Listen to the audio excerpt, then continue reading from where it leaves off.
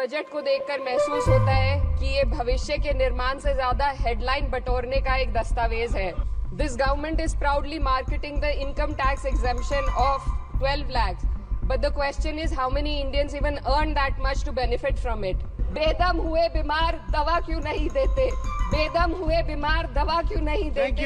तुम अच्छे मसीहा हो, शिफा क्यों नहीं देते? मिट जाएगी मखलूक तो इंसाफ करोगे, मुंसिफ हो तो हश्र उठा क्यों नहीं देते? सिद्धराज चौधरी प्लीज। धन्यवाद सभापति महोदय। आज मैं यूनियन बजट 25-26 पर अपनी बात रखने के लिए खड़ी हूँ। भारत के संविधान के आर्टिकल 38 भारत को एक वेलफेयर स्टेट के तौर पर पेश करता है और सरकार की जिम्मेदारी है कि बजट और उससे जुड़ी वेलफेयर स्कीम्स के जरिए इन आर्टिकल्स को हकीकत में लाया जाए। इसलिए यूनियन बजट सिर्फ एक आंकड़ों की किताब नहीं, बल्कि सरकार की प्राथमिकता और वेलफेयर स्टेट के संविधान से जुड़ी वफादारी का आईना है। सरकार की जिम्मेदारी है कि इकोनॉमिक पॉलिसीज, जिनमें बजट भी शामिल है, ऐसी बनाए जाए जो गैर बराबरी को कम कर सके और सबसे ज्यादा गरीब वर्ग को सहारा दे। बजट वो लाइफलाइन है जिससे शिक्षा, स्वास्थ्य, पेयजल, social security, SC, ST, minority, गरीबों की भलाई के लिए स्कीमें चलाई जाती है। मगर ये बजट को देखकर महसूस होता है कि ये भविष्य के निर्माण से ज्यादा हेडलाइन बटोरने का एक दस्तावेज है। इससे सबसे ज्यादा प्रभावित होने वाली वही लोग पीछे छूट रहे हैं जिन्हें सरकार के सहारे की सबसे ज्यादा जरूरत थी।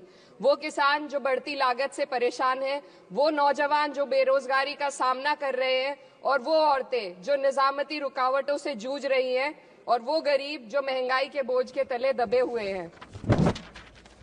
This government is proudly marketing the income tax exemption of 12 lakhs. But the question is how many Indians even earn that much to benefit from it? Only 2.2% of Indian population pays direct taxes, whereas no relief has been given in regards to indirect taxes, the burden of which falls on everyone, especially the poor and weaker section of the society. This clearly shows that this is not an inclusive budget. GST की ऊंची दरों ने आम आदमी की कमर तोड़ दी है। जरूरत इस बात की है कि खाद्य सामग्री, दवा, स्कूल की किताबें और जरूरत की चीजों पर टैक्स कम किया जाए। पेट्रोल, डीजल पर टैक्स कम करने की कोई कोशिश नहीं हुई, जिसका सीधा असर हर नागरिक पर पड़ता है।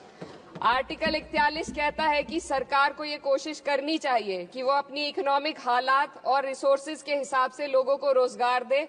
इस बजट ने बेरोजगारी दूर करने की दिशा में कोई ठोस उपाय नहीं दिया है। नई नौकरियों की बात तो छोड़िए, जो पहले से थी वो भी खत्म होती जा रही हैं। स्किल डेवलपमेंट प्रोग्राम के नाम पर करोड़ों खर्च किए जा रहे हैं, मगर सवाल ये है कि ट्रेनिंग लेने के बाद कितने नौजवानों को असल में नौकरी मिल रही है। सरकार के पास इसका भी कोई आंकड़ा नहीं है। सरकारी विभागों में लाखों पद खाली हैं, मगर भर्ती का कोई प्लान नहीं है। आर्टिकल 45, जिसके द्वारा सरकार की जिम्मेदारी है कि हर बच्चे को 6 साल की उम्र तक फ्री और जरूरी तालीम मिले ताकि उनका बुनियादी तालीमी डेवलपमेंट सही से हो सके, जिसको संसद ने शिक्षा का अधिकार अधिनियम बनाकर और भी मजबूती दी थी, परंतु इसकी जमीनी हालत क्या है वो किसी से छुपी नहीं है। नगरीय क्षेत्रों में सरकारी स्कूलों में शिक्षक न होने की वजह से स्कूल बंद हो रहे हैं तथा दूरस्थ ग्रामीण क्षेत्र के स्कूलों में टीचर ही नहीं पहुंच पा रहे हैं। सरकार कह रही है कि डिजिटल इंडिया और AI से तालीम का इंतजाम होगा, मगर जरा जमीन पर देखिए, उत्तर प्रदेश में सिर्फ 22% सरकारी स्कूलों में कंप्यूटर है। मेरे संसदीय क्षेत्र कैराना में कई सरकारी स्कूल शिक्षक न होने की वजह से बंद हैं और मदरसा एजुकेशन के बजट में 57% की कटौती कर दी गई है। क्या यही सबका साथ सबका विकास है? इसी तर्ज पर अस्पताल हैं जहां पर डॉक्टर नहीं है। आर्टिकल 47 अच्छी सेहत और जिंदगी के स्टैंडर्ड को बेहतर बनाने की आवश्यकता पर जोर देता है। राज्य की जिम्मेदारी है कि लोगों की सेहत और उनके वेलबींग को बेहतर करने के लिए जरूरी कदम उठाए, लेकिन हकीकत यह है कि इस बजट का सिर्फ 2% ही आम जनता तक पहुंच पाता है। शामली जिले में 84 डॉक्टर की पोस्ट स्वीकृत है, मगर सिर्फ 29 डॉक्टर काम कर रहे हैं और गायनोकोलॉजिस्ट मात्र 1 है। दवाइयों की कीमतें बढ़ती जा रही हैं, मगर गरीबों के लिए कोई राहत नहीं है। सरकार ने महिलाओं के लिए बजट बढ़ाने का दावा किया, मगर 81% इसका बजट सिर्फ पोषण योजनाओं में डाला गया है। महिलाओं के रोजगार, उनके इकोनॉमिक इंडिपेंडेंस और सुरक्षा के लिए कोई ठोस योजना नहीं बनाई है। बेटी बचाओ बेटी पढ़ाओ का बजट घटा दिया गया, जिससे साफ है कि ये सिर्फ नारेबाजी थी और कुछ नहीं। किसानों की बदहाली हम सबके सामने है, लगातार चलती आ रही है। 2016 में कहा गया था कि 2022 तक किसानों की आमदनी दोगुनी होगी, मगर 2025 आ गया और एमएसपी पर कोई ठोस गारंटी आज भी दी नहीं गई है। गन्ना किसानों का बकाया अब तक नहीं मिल पा रहा है, और तो और उत्तर प्रदेश में अभी तक गन्ना मूल्य भी तय नहीं किया गया है। डीएपी, यूरिया और खाद की कमी से परेशान किसान आज भी सड़क पर प्रदर्शन कर रहे हैं। मजदूरों के लिए जो सबसे बड़ी योजना मनरेगा थी, सरकार कहती है कि मनरेगा ग्रामीण भारत की रीढ़ है, मगर बजट में कोई भी बढ़ोतरी नहीं मिलना बहुत शर्मसार है। औसतन 44 दिन का ही रोजगार मिल रहा है, जबकि स्कीम 100 दिन की गारंटी की होती है। भारतीय रेलवे देश के लोगों की जीवन रेखा है और इसी से यहाँ के लोगों की आर्थिक एवं सामाजिक जिंदगी चल रही है। देश के हर हिस्से को रेल कनेक्टिविटी से जोड़े जाना सरकार की कल्याणकारी नीति का हिस्सा है। मेरे संसदीय क्षेत्र कैराना के रेलवे से जुड़ी 2 मांगे लंबे समय से लंबित हैं। दिल्ली शामली सहारनपुर रेल लाइन का दोहरीकरण और पानीपत शामली मेरठ लाइन का सर्वे अति शीघ्र ही कराए जाने की बहुत पुरानी मांग को बजट में शामिल किया जाना चाहिए। देश भर में बिजली की दरें बेहद असमान है। उत्तर प्रदेश में ये दरें बहुत ज्यादा हैं।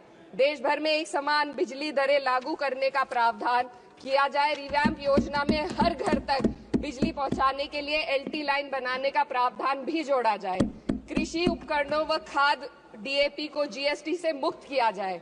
किसानों की एमएसपी की मांग को पूरा करने के साथ साथ उत्तर प्रदेश के किसानों को गन्ना मूल्य निर्धारण पिछले वर्ष से बढ़ाकर किया जाना बेहद जरूरी है। जनपद शामली व मुजफ्फरनगर को एनसीआर में तो शामिल किया गया है, परंतु वहां पर कोई विकास नहीं हुआ तथा उसको कोई भी लाभ नहीं मिला है। वहां के लोग सिर्फ प्रदूषण के बाध्यकारी नियमों से परेशान हैं, इसलिए दोनों जनपदों को एनसीआर की सीमा से बाहर किया जाना चाहिए। मेरे संसदीय क्षेत्र में मैं कुछ चीजें बजट स्पीच में ऐड करना चाहती हूँ। एक, ट्रॉमा सेंटर और जिला अस्पताल के अपग्रेडेशन की भी मांग है। जनपद शामली और सहारनपुर में एक महिला डिग्री कॉलेज खोला जाए। कैराना में सर जस्ट कंक्लूडिंग, यमुना नदी के घाट पर सौंदर्य कार्य का भी कार्य जोड़ा जाए। जनपद शामली में टेक्सटाइल पार्क की स्थापना की जाए और जो संसद निधि है, सांसदों को केवल 5 करोड़ रुपए दिए जाते हैं और एमएलए, उत्तर प्रदेश के एमएलए को भी 5 करोड़ दिए जाते हैं। हमारी मांग है या तो इसे बढ़ाकर 25 करोड़ किया जाए या फिर सिरे से खारिज किया जाए। Sir, just one minute. The union budget was an opportunity to address the pressing... Sir, just 1 minute. Please, 2 more speakers are in your party. Sir, just pressing concern of India's citizen, rising unemployment, soaring inflation, crumbling public services and deepening rural distress. Yet, instead of offering real solution, the government has focused on optics and half measures. While tax relief for the middle class is welcome, it does nothing for the millions who earn too little to benefit from it. Education remains underfunded, rural employment stagnates, and farmers continue to struggle without meaningful support. The delays in conducting the census and caste census further exposes the government's disregard for data-driven policy making and social justice. India needs a budget that prioritizes its people, not just its economic headlines, a budget that invests in human capital, strengthens social security, and ensures dignity and stability for all. But what we have instead is another missed opportunity, one that fails the poor, the youth, the farmers and the women of this country. Budget प्रस्ताव पर अपने विरोध को मैं 2 पंक्तियों में आपके सामने रखना चाहूंगी। बेदम हुए बीमार दवा क्यों नहीं देते? बेदम हुए बीमार दवा क्यों नहीं देते? तुम अच्छे मसीहा हो, शिफा क्यों नहीं देते? मिट जाएगी मखलूक तो इंसाफ करोगे, मुंसिफ हो तो हश्र उठा क्यों नहीं देते?